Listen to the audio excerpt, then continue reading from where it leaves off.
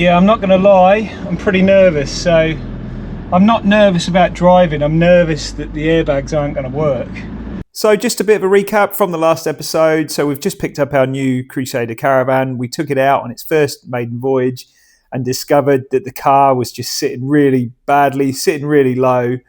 And we've had some PEDAs airbags installed, and now we're just going to test them out. But it definitely looks a lot better. Like I just had a quick look at the sort of pitch, and it definitely looks a much better angle than it was before. It didn't seem to be dipping down at the towable like it was before. So yeah, let's just see. But yeah, pretty nervous.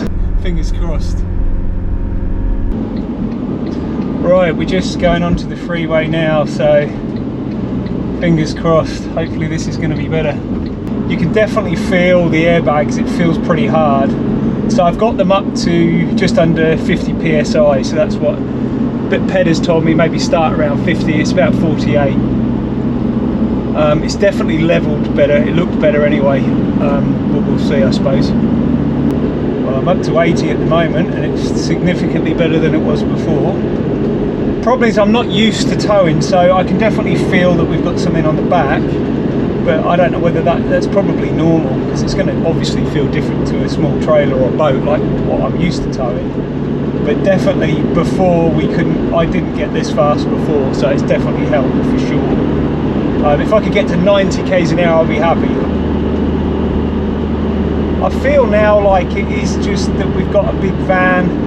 The troop is quite light at the moment. I think it's definitely improved it. Hasn't fixed it, but I don't feel as terrified as I did before. So I kind of see that as a success. I think the airbags are definitely doing something. They're definitely helping for sure.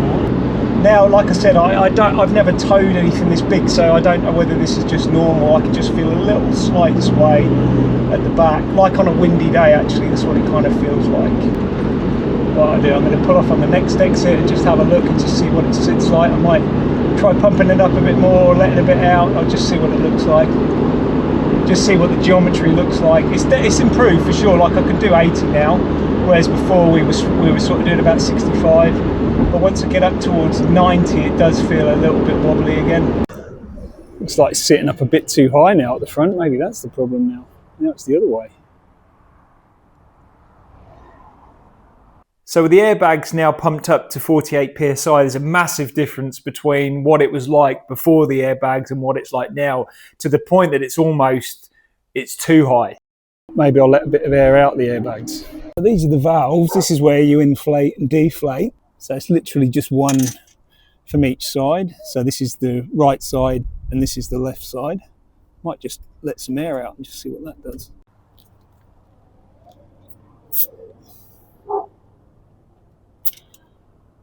.50 psi for the right and 47 for the left. So I might just put a bit out and see what that does.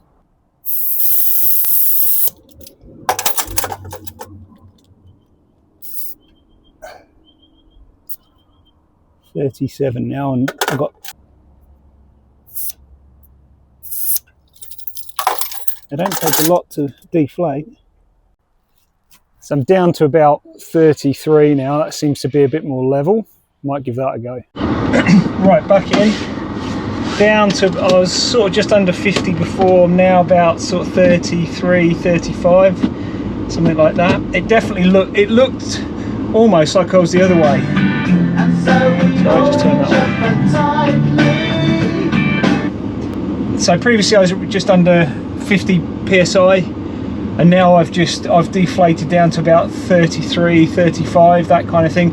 And it did sort of appear to be slightly up like that. Now it looks a bit more level, so we'll give that a go and see how that one runs. I'm gonna head back on the freeway and just see how it behaves now, because it looks to be sitting square. It was slightly the other way, so pointing up in the, not massively, but a little bit, but it's probably gonna make all the difference. And if, like I said, the goal is to get to 90 k's an hour. If we can get to 90, I'll be stoked.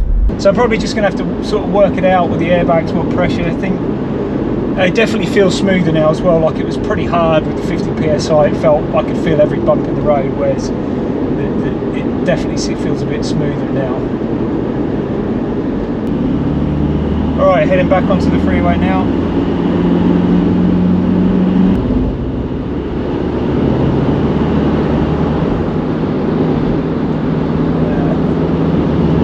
Still swaying. Yeah, it doesn't feel a lot different. It's smoother ride, but it's still, I can still feel the sway. So you've just seen that the airbags have definitely improved the situation, but they haven't solved the problem. So tomorrow I'm going to take all this to the Weighbridge and get it all weighed. So pretty scary stuff, but at least we'll be able to see what's happening with the weights. Right, so we went away for the weekend. So this is as real as it could get in terms of getting all the weights right. We filled the fuel tanks up in the Troopy. We had all the gear. We had the water tanks full, all of our stuff. So food, water, luggage, 4 people in the car. So get it as real as possible. And the total combination weight of the caravan and the car with the occupants in was 6,210 kilos.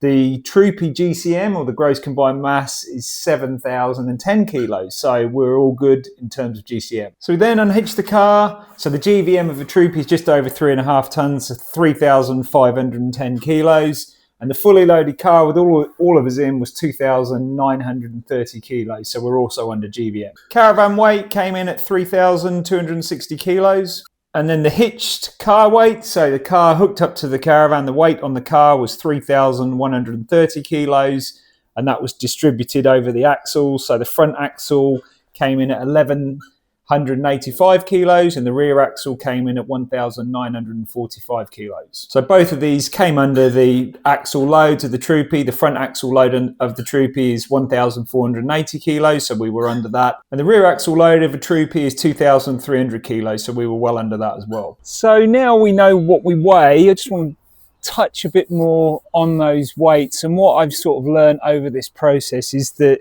you can be within the legal limits, but it doesn't mean that you're safe.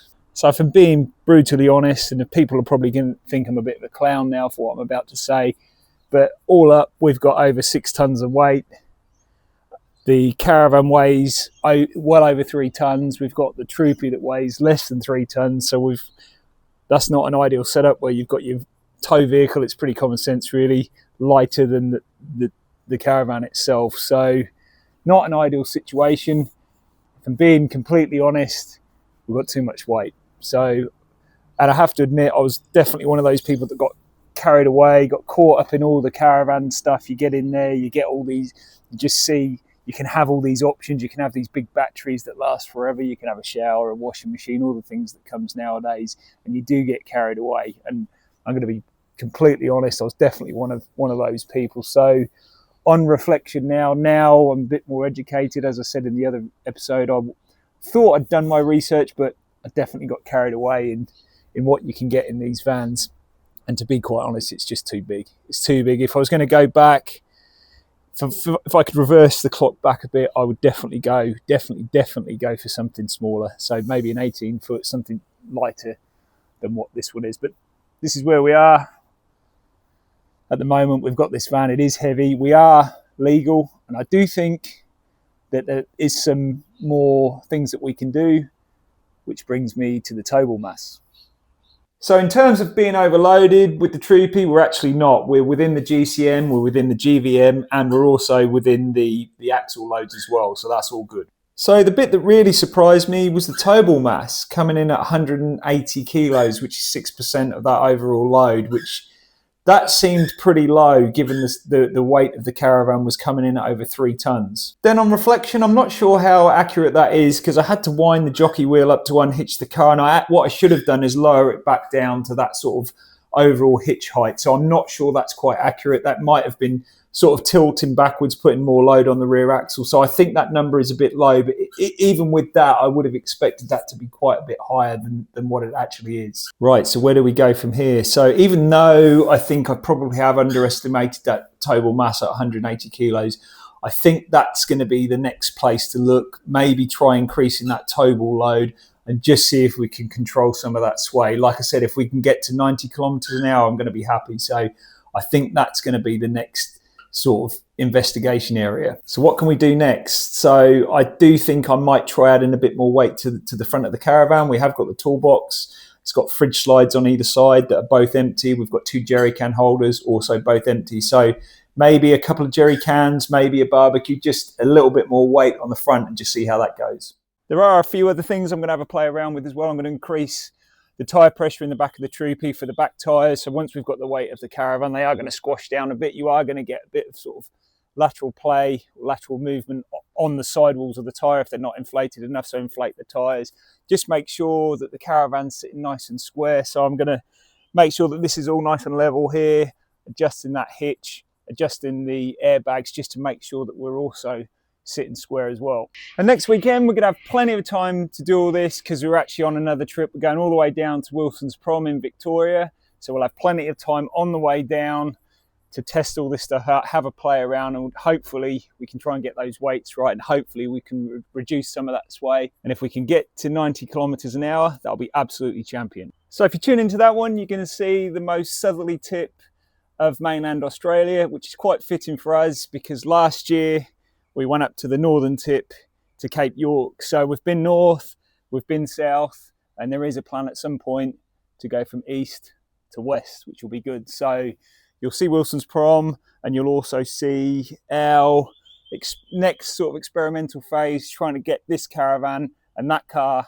to work together. So anyway, thanks for tuning in, and hopefully we'll see you guys in the next episode. Thanks for watching.